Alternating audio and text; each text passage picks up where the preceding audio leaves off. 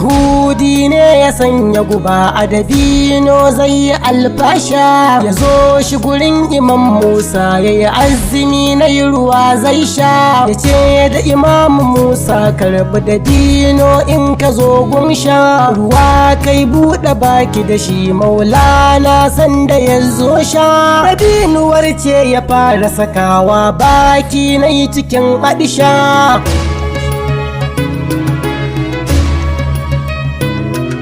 Imam Musa da tauna dabinon nan da ya yi a bakinsa, ya san cewa dabinon nan da ya ci da dafi a jikinsa,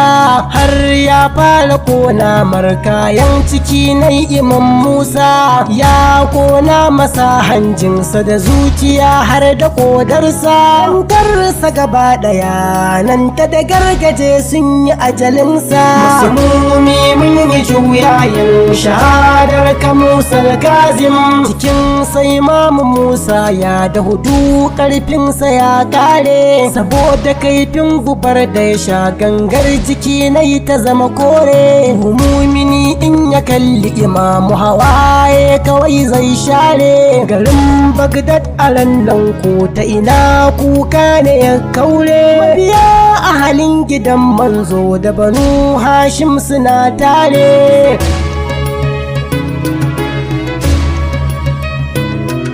Shahadarsa Imam Musa 25